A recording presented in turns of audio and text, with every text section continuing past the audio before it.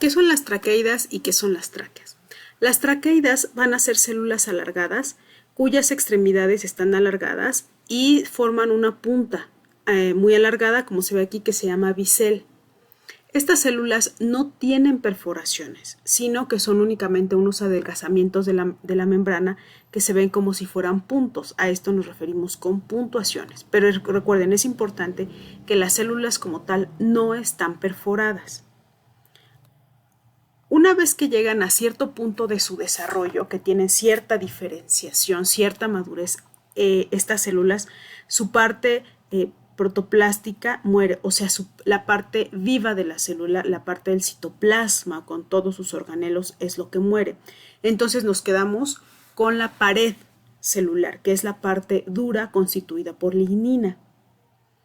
Estas paredes lignificadas no son muy gruesas, por lo tanto, el espacio que queda dentro de estas células, que se le llama lumen, es relativamente grande, es amplia el volumen del lumen. Por el contrario, las tráqueas sí tienen perforaciones. ¿Esto qué quiere decir? Que tienen áreas de su célula que no tienen pared celular ni primaria ni secundaria. Y entonces se unen por medio de estas perforaciones, forman largos tubos que se llaman vasos, en donde la savia circula a través de estas perforaciones. En gimnospermas, el tipo de célula dominante son las traqueidas. Hay algunas especies que tienen tráqueas, sin embargo, este tipo es el que predomina. En angiospermas, que recuerden, es el grupo de plantas con flor y que lo vamos a ver enseguida de las gimnospermas, predominan las tráqueas. Desde el punto de vista evolutivo, las tráqueas surgen después y se considera que es el tipo de células del sistema vascular más reciente y más evolucionado. Las hojas de las gimnospermas son relativamente variables y podemos encontrar estas 4 hojas principales, las que se les llama pinnadas, como en esta cícada que está aquí, que tienen un eje principal y después unas divisiones a lo largo de este eje.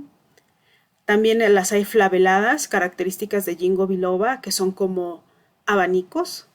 Las aciculares, que son características de muchos pinos. Y también están las esquamiformes, que precisamente hace referencia a escamas. Y estas las encontramos en especies de cipreses. Estos son otros ejemplos de hoja en las gimnospermas.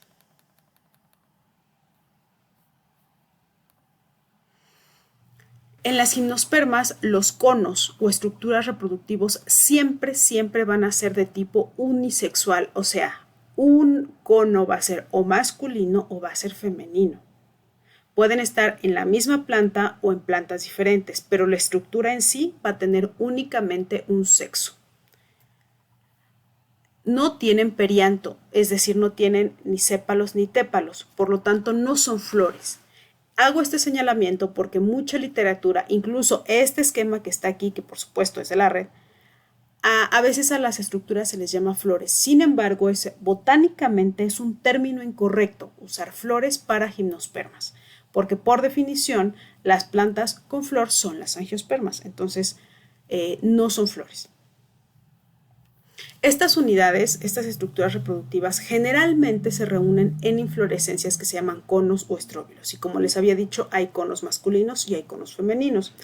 La morfología entre especies, entre grupos, cambia mucho, son una ayuda incluso para determinar si es una especie o es otra. Y a lo largo de la madurez podemos ver conos cerrados, que se ven así como estos son conos de pinos, que se mantienen cerrados y una vez que madura la estructura reproductiva, que una vez madura el cono, abren para permitir la polinización y lo vemos de esta otra forma. Estas también son fotos de conos femeninos de diversas gimnospermas. Y este es el cono masculino. El cono masculino tiene lo que se llaman como los estambres y microsporófilos que van a producir el polen. Aquí están los sacos polínicos o microsporangios. También se constan de escamas de un eje principal.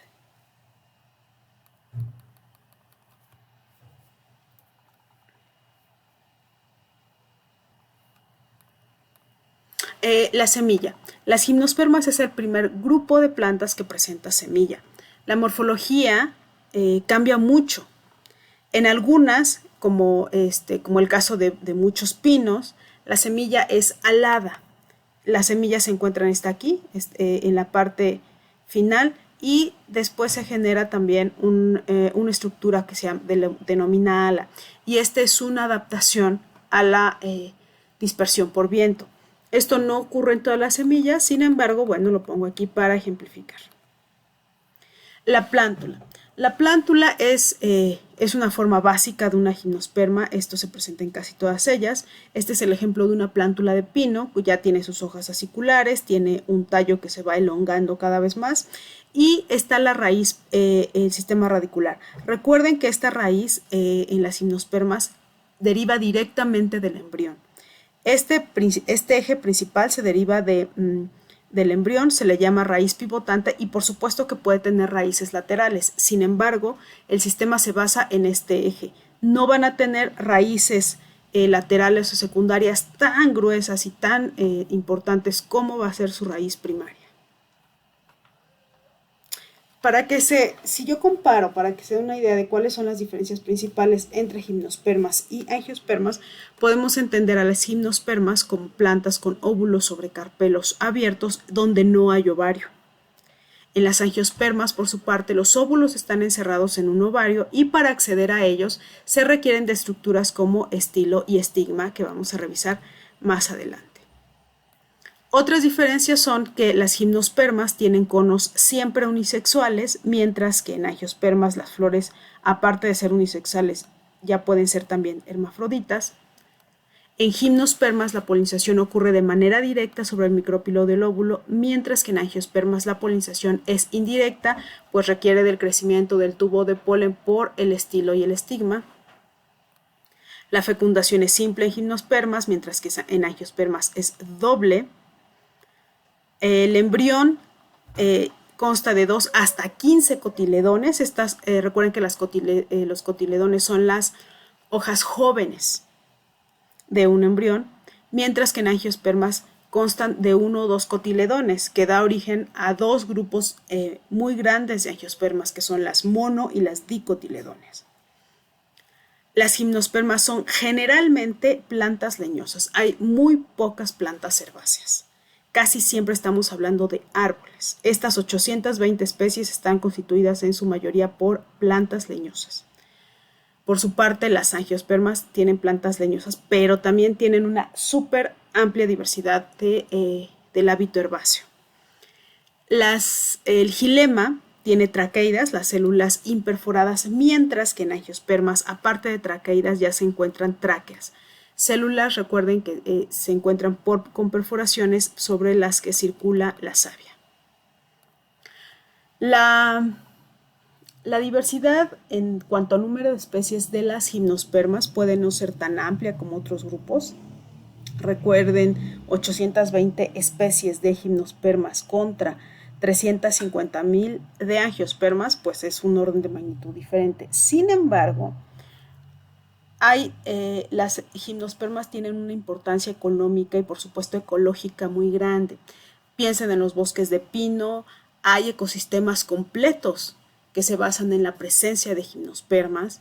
En cuestiones económicas también son explotadas, tienen unos usos muy importantes. También culturalmente y en cuestión ornamental, las gimnospermas tienen una gran importancia como grupo, ¿no?